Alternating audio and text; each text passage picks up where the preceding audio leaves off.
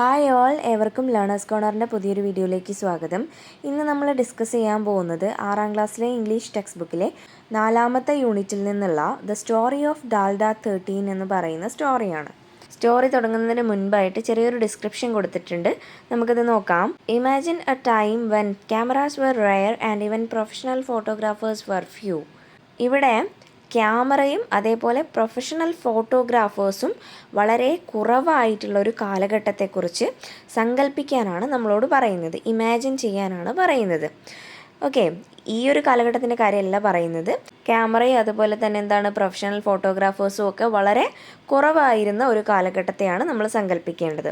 In such an era a young women broke barriers to become India's first female photo journalist. Era എന്ന് പറഞ്ഞിട്ടുണ്ടെങ്കിൽ കാലഘട്ടം എന്നാണ് മീൻ ചെയ്യുന്നത് കേട്ടോ. അത്തരത്തിലൊരു കാലഘട്ടത്തെ, അതായത് ക്യാമറയും ഫോട്ടോഗ്രാഫേഴ്സും ഒക്കെ വളരെ കുറവായിരുന്ന ഒരു കാലഘട്ടത്തിൽ ഒരു യങ് വിമൻ, ഒരു ചെറുപ്പക്കാരിയായിട്ടുള്ള ഒരു വനിത, അവരുടെ മുൻപിലുള്ള ബാരിയേഴ്സ് എന്ന് പറഞ്ഞിട്ടുണ്ടെങ്കിൽ തടസ്സങ്ങളാണ് കേട്ടോ. അപ്പോൾ അവരുടെ മുൻപിലുള്ള തടസ്സങ്ങളൊക്കെ ഇല്ലാതാക്കിക്കൊണ്ട് ആരായി എന്നാണ് പറയുന്നത്? India's first female photo journalist, ഇന്ത്യയിലെ ആദ്യത്തെ ഫീമെയിൽ ഫോട്ടോ ജേർണലിസ്റ്റായി എന്നാണ് പറയുന്നത്. Let us read the inspiring story of that women. Inspiring എന്ന് പറഞ്ഞിട്ടുണ്ടെങ്കിൽ പ്രചോദനം നൽകുന്ന. അപ്പോൾ പ്രചോദനം നൽകുന്ന ആ ഒരു സ്ത്രീയുടെ സ്റ്റോറി നമുക്ക് വായിക്കാം എന്നാണ് ഇവിടെ പറയുന്നത്. അപ്പോൾ ക്യാമറയും അതേപോലെ തന്നെ ഫോട്ടോഗ്രാഫേഴ്സും ഒക്കെ വളരെ റെയറായിട്ടുള്ള ഒരു കാലഘട്ടത്തിൽ ഒരു വനിത, ഒരു സ്ത്രീയെ സംബന്ധിച്ച് ആ ഒരു കാലഘട്ടത്തിൽ അവർക്ക് ഒരുപാട് ചാലഞ്ചസ് ഉണ്ടാവും. അവർക്ക് അവരുടെ ഇഷ്ടത്തിനനുസരിച്ച് പഠിക്കാനും അതേപോലെ ജോലി ചെയ്യാനും ഒക്കെ ഒരുപാട് തടസ്സങ്ങളുണ്ടായിരുന്ന ആ ഒരു കാലഘട്ടത്തിൽ ഇന്ത്യയിലെ ആദ്യത്തെ ഫീമെയിൽ ഫോട്ടോ ജേർണലിസ്റ്റ് ആയിട്ടുള്ള ഒരു വിമൻ്റെ സ്റ്റോറിയാണ് നമ്മളിവിടെ പഠിക്കാനായിട്ട് പോകുന്നത്. ഓക്കെ, അപ്പോൾ നമുക്ക് സ്റ്റോറിയിലേക്ക് വരാം. It was a time when even professional men news photographers were rare to find. ആ ഒരു കാലഘട്ടം എന്ന് പറയുന്നത് പുരുഷന്മാരായിട്ടുള്ള ന്യൂസ് ഫോട്ടോഗ്രാഫേഴ്സ് വരെ വളരെ റെയറായിരുന്നു, വളരെ കുറവായിരുന്നു. Photo journalism was in its infancy in India. Infancy എന്ന് പറഞ്ഞിട്ടുണ്ടെങ്കിൽ ശൈശവമാണ്.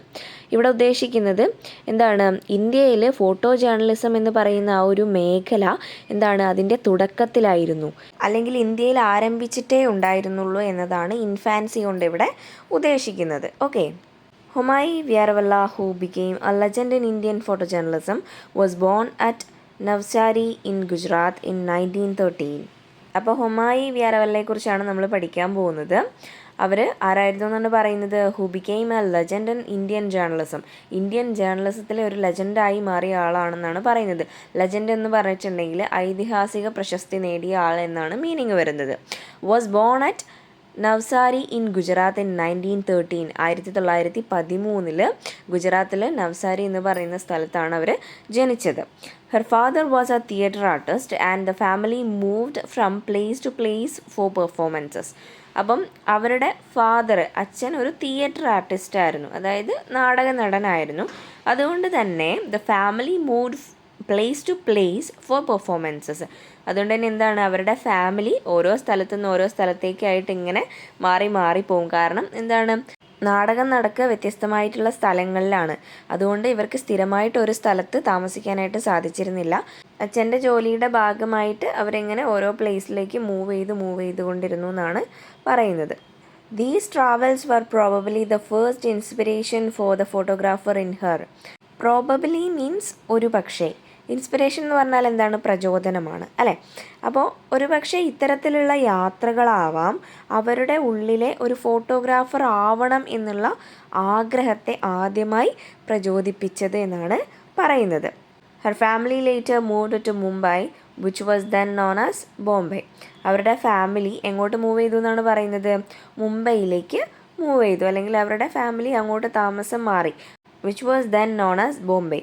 അപ്പോൾ ആ കാലത്ത് മുംബൈ അറിയപ്പെട്ടിരുന്നത് ബോംബെ എന്നുള്ള പേരിലാണ്. Okay, Vyarawalla's first assignment as a photographer was to take snaps at a picnic when she was still in college. അപ്പം വ്യാരവല്ലയുടെ ആദ്യത്തെ അസൈൻമെൻറ്റ്, ഒരു ഫോട്ടോഗ്രാഫർ ആയിട്ടുള്ള ആദ്യത്തെ ജോബ് എന്ന് പറയുന്നത് ഒരു പിക്നിക്കിൻ്റെ സ്നാപ്പ്, ഫോട്ടോ എടുക്കുക എന്നുള്ളതായിരുന്നു. അപ്പോൾ അവർ കോളേജിൽ പഠിച്ചുകൊണ്ടിരിക്കുന്ന സമയമാണ് കേട്ടോ. Her early photographs appeared in the Illustrated Weekly of India, which went on to become one of the most popular magazines in the country. അപ്പോൾ എന്താണ്, അവരുടെ ആദ്യത്തെ ഫോട്ടോഗ്രാഫ്സൊക്കെ അച്ചടിച്ച് വന്നത്, അപ്പിയർ ചെയ്തത് ഏതിലാണ്? The illustrated weekly of India എന്ന് പറയുന്ന ഒരു ആഴ്ചപ്പതിപ്പിലാണ്. പിന്നീട് എന്താണ്, ഈ ഒരു മാഗസിൻ ഇന്ത്യയിലെ തന്നെ വളരെ പോപ്പുലർ ആയിട്ടുള്ള മാഗസിൻസിൽ ഒന്നായിട്ട് മാറുകയും ചെയ്തു എന്നാണ് പറയുന്നത്. Because she was unknown and a woman, her early photographs were published in her husband's name. അപ്പോൾ വ്യാരവല്ല ഒരു പോപ്പുലറായിട്ടുള്ള ആളല്ലാത്തത് കൊണ്ടും അല്ലെങ്കിൽ ആളുകൾക്ക് പരിചയമില്ലാത്ത ഒരാളായതുകൊണ്ടും പിന്നെ എന്താണ് ഒരു സ്ത്രീ ആയതുകൊണ്ടും അവരുടെ തുടക്കത്തിലെ ഫോട്ടോഗ്രാഫ്സൊക്കെ അച്ചടിച്ച് വന്നിരുന്നത് അവരുടെ ഭർത്താവിൻ്റെ പേരിലായിരുന്നു എന്നാണ് പറയുന്നത്. Okay. In 1942, she moved to Delhi with her husband to join the British Information Services as its photographer.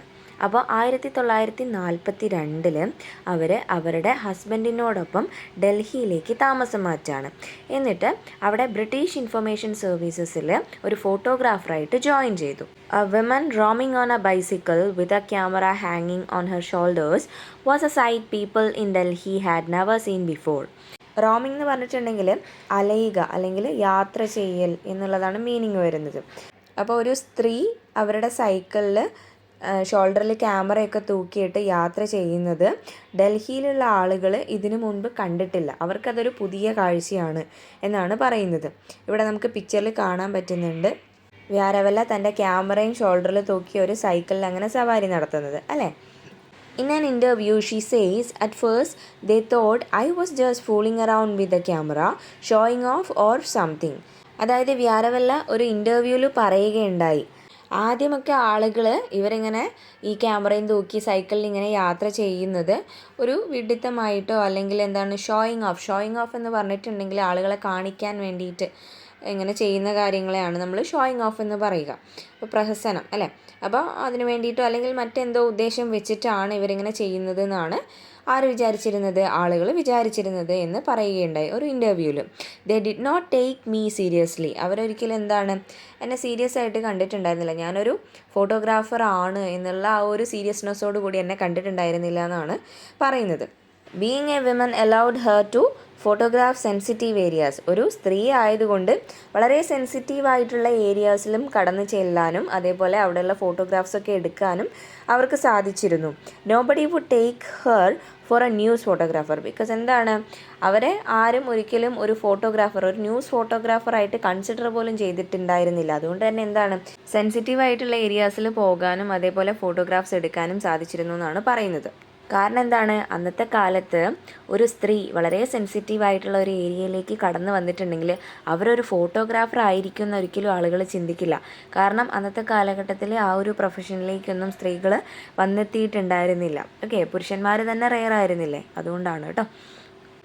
When Vyaravalla bought a car in Delhi, it got the registration number DLD 13. അപ്പം വ്യാരവല്ല ഡൽഹിയിലൊരു car വാങ്ങി അതിന് registration number കിട്ടിയത് DLD 13 എന്നാണ്. Soon she began to be called Dalda 13. അപ്പോൾ ഇതാണ് നമ്മൾ ഈ ഒരു ചാപ്റ്ററിൻ്റെ ടൈറ്റിലിൽ കണ്ടിട്ടുണ്ടായിരുന്നത്, ഡാൽഡ 13 അല്ലേ. Soon she began to be called Dalda 13. അപ്പോൾ അവരെ പിന്നെന്താണ് ഡാൽഡ 13 എന്നാണ് ആളുകൾ വിളിച്ചിട്ടുണ്ടായിരുന്നില്ല, അല്ലെങ്കിൽ അവർ ആ ഒരു പേരിലാണ് അറിയപ്പെട്ടിട്ടുണ്ടായിരുന്നത്. വിച്ച് ബിക്കെയിം ഹെർ സ്യൂഡോനിം എന്ന് പറഞ്ഞിട്ടുണ്ടെങ്കിൽ വ്യാജനാമം അല്ലെങ്കിൽ കപടനാമം എന്നുള്ളതാണ്. അപ്പം എന്താണ്, ഈ ഡാൽഡ 13 എന്ന് പറയുന്നത് അവരുടെ സ്യൂഡോനിമായിട്ട് മാറി. Many of her photographs were published under the name Dalda 13. അപ്പം അവരുടെ ഫോട്ടോഗ്രാഫ്സൊക്കെ എന്താണ് ഡാൽഡ 13 എന്ന പേര് കൊടുത്തുകൊണ്ട് പബ്ലിഷ് ചെയ്തു. മുൻപ് എന്താണ് ഹസ്ബൻഡിൻ്റെ പേര് വെച്ചിട്ടാണ് അവരുടെ ഫോട്ടോഗ്രാഫ്സൊക്കെ പബ്ലിഷ് ചെയ്തിട്ടുണ്ടായിരുന്നത്. ഇപ്പോൾ ഡാൽഡ 13 എന്ന് പറയുന്ന പേരിലാണ് അവരുടെ ഫോട്ടോഗ്രാഫ്സൊക്കെ പബ്ലിഷ് ചെയ്യുന്നത് എന്നാണ് പറയുന്നത്. Vyarawalla has hundreds of striking news photographs to her credit. Striking means എന്താണ്, വിസ്മയകരമായ അല്ലെങ്കിൽ എന്താണ് ആകർഷണീയമായിട്ടുള്ള എന്നൊക്കെയാണ് മീനിങ് വരുന്നത്. അപ്പോൾ വ്യാരവല്ല നൂറുകണക്കിന് ആകർഷണീയമായിട്ടുള്ള ന്യൂസ് ഫോട്ടോഗ്രാഫ്സൊക്കെ എടുത്തു. അവരുടെ പേരിൽ അത്തരത്തിലുള്ള ഫോട്ടോഗ്രാഫ്സൊക്കെ നൂറുകണക്കിനുണ്ടെന്നാണ് പറയുന്നത്.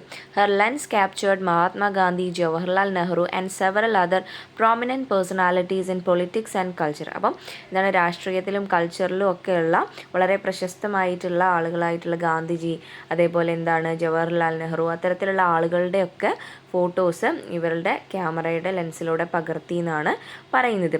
She also recalled interacting with and taking photographs of foreign dignitaries like Ho Chi Minh and marshal Georgy Zhukov.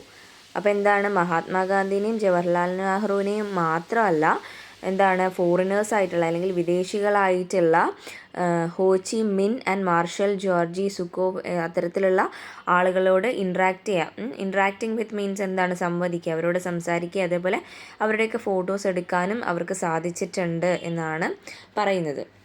In press conferences she was often the only women photographer. അപ്പോൾ press conferences ഒക്കെ വരുന്ന സമയത്ത് വ്യാരവല്ല മാത്രമായിരുന്നു ഒരു women photographer അല്ലെങ്കിൽ ഒരു സ്ത്രീ photographer എന്ന് പറയുന്നത്. ബാക്കിയുള്ളവരൊക്കെ എന്താണ് പുരുഷന്മാരായിരുന്നു എന്നാണ് പറയുന്നത് കേട്ടോ. But she became the most celebrated news photographer in the country. പക്ഷേ രാജ്യത്തെ ഏറ്റവും പോപ്പുലറായിട്ടുള്ള, സെലിബ്രേറ്റഡ് എന്ന് പറഞ്ഞിട്ടുണ്ടെങ്കിൽ പോപ്പുലർ, പ്രസിദ്ധമായ എന്നുള്ളതാണ്. അപ്പോൾ രാജ്യത്തെ ഏറ്റവും പോപ്പുലറായിട്ടുള്ള ഫോട്ടോഗ്രാഫർ ആരായിരുന്നു? വ്യാരവല്ലയായി മാറിയിട്ടുണ്ടായിരുന്നു എന്നാണ് പറയുന്നത്. പ്രസ് കോൺഫറൻസസ് ഒക്കെ വരുന്ന സമയത്ത് എന്താണ് ആകെ ഒരു സ്ത്രീ ഫോട്ടോഗ്രാഫർ, ഒരു വിമൻ ഫോട്ടോഗ്രാഫർ എന്ന് പറയുന്നത് വ്യാരവല്ല മാത്രമാണ്. ബാക്കി മുഴുവൻ പുരുഷന്മാരാണ്. എങ്കിൽ കൂടിയും രാജ്യത്തെ ഏറ്റവും പോപ്പുലർ ആയിട്ടുള്ള ഒരു ഫോട്ടോഗ്രാഫറായിട്ട് വ്യാരവല്ല മാറി. Okay. After her husband's death in 1970, she retired from photo journalism.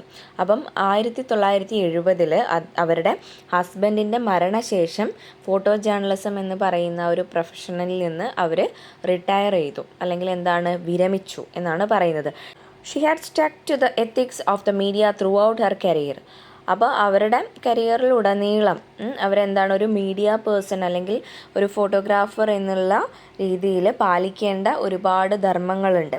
അപ്പോൾ അതൊക്കെ പാലിച്ചുകൊണ്ടാണ് അവരുടെ ആ ഒരു കരിയറിലുടനീളം അവർ മുന്നോട്ട് മൂവ് ചെയ്തിരുന്നത്. അവരുടെ ആ ഒരു എത്തിക്സിനെ മുറുകെ പിടിച്ചുകൊണ്ടാണ് അവർ അവരുടെ ജോലി ചെയ്തിരുന്നത് എന്നാണ് പറയുന്നത്.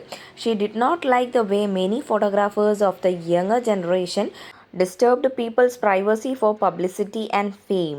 അതായത് ഇപ്പോഴത്തെ ജനറേഷൻ, യങ്ങർ ജനറേഷൻ, പുതുതലമുറ എന്താണ് പബ്ലിസിറ്റിക്കും ഫെയിമിനും പ്രശസ്തിക്കും യശസ്സിനും ഒക്കെ വേണ്ടി ആളുകളുടെ പ്രൈവസിയിലേക്ക് പോലും കടന്നു ചെന്നുകൊണ്ട് അവരുടെ ഫോട്ടോസ് എടുക്കുക, അല്ലെങ്കിൽ അവരുടെ സ്വകാര്യതകളെ ഒപ്പിയെടുക്കുക, എന്നിട്ടത് മാധ്യമങ്ങളിലൂടെ പ്രചരിപ്പിക്കുക. ഇത്തരത്തിലുള്ള കാര്യങ്ങളോടൊന്നും വ്യാരവല്ലയ്ക്ക് താല്പര്യവും ഉണ്ടായിരുന്നില്ല. അതുപോലെ തന്നെ അവരത് ഇഷ്ടപ്പെടുകയും ചെയ്തിട്ടുണ്ടായിരുന്നില്ല.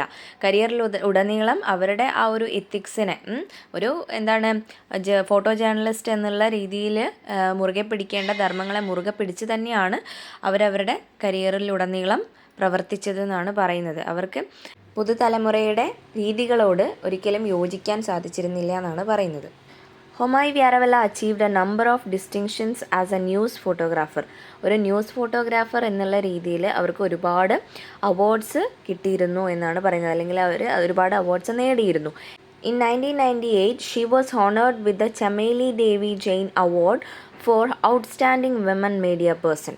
അപ്പോൾ 1998 ഔട്ട്സ്റ്റാൻഡിങ് മീൻസ് എന്താണ് ശ്രദ്ധേയമായ അല്ലെങ്കിൽ മികച്ച. അപ്പോൾ എന്താണ് 1998 ഏറ്റവും മികച്ച വിമൻ മീഡിയ പേഴ്സൺ ആയിട്ട് ചമേലി ദേവി ജെയിൻ അവാർഡ് അവർക്ക് കിട്ടിയിട്ടുണ്ടായിരുന്നു എന്നാണ് പറയുന്നത്. In 2010, the Information and Broadcasting Ministry honored her with the Lifetime Achievement Award. അപ്പോൾ 2010 അവർക്ക് ഇൻഫർമേഷൻ ആൻഡ് ബ്രോഡ്കാസ്റ്റിംഗ് മിനിസ്ട്രി എന്താണ് ലൈഫ് ടൈം അച്ചീവ്മെൻറ്റ് അവാർഡും കൊടുത്തു എന്നാണ് പറയുന്നത്. In 2011 she was awarded Padma Vibhushan, India's second highest civilian honour. അപ്പോൾ എന്താണ് ഇന്ത്യയിലെ രണ്ടാമത്തെ പരമോന്നത ബഹുമതിയായിട്ടുള്ള പത്മവിഭൂഷൺ അവർക്ക് 2011 ലഭിച്ചു. Homai Vyarawalla passed away in 2012. 2012 Homai Vyarawalla മരണപ്പെട്ടു. She continues to be a role model for women media persons in India. Women media persons, അതായത് ഇന്ത്യയിലെ പത്രമാധ്യമ രംഗത്ത് പ്രവർത്തിക്കുന്ന സ്ത്രീകൾക്ക് ഇപ്പോഴും ഹൊമായി വ്യാരവല്ല ഒരു റോൾ മോഡൽ തന്നെയാണെന്നാണ് പറയുന്നത് കേട്ടോ. അപ്പോൾ ഇത്രയാണ് നമുക്ക് ഈ ഒരു ചാപ്റ്ററിൽ പഠിക്കാനായിട്ടുള്ളത്. സോ ഈ ഒരു വീഡിയോ നിങ്ങൾക്ക് യൂസ്ഫുൾ ആയിട്ടുണ്ടെങ്കിൽ തീർച്ചയായിട്ടും ഈ ഒരു വീഡിയോ ഒന്ന് ലൈക്ക് ചെയ്യാനും നിങ്ങളുടെ കൂട്ടുകാരിലേക്ക് ഷെയർ ചെയ്യാനും, അതേപോലെ തന്നെ ആദ്യമായിട്ടാണ് ഈ ഒരു ചാനൽ കാണുന്നതെന്നുണ്ടെങ്കിൽ ഒന്ന് സബ്സ്ക്രൈബ് ചെയ്ത് സപ്പോർട്ട് ചെയ്യാനും മറക്കാതിരിക്കുക കേട്ടോ. See you with another video. Thanks for watching.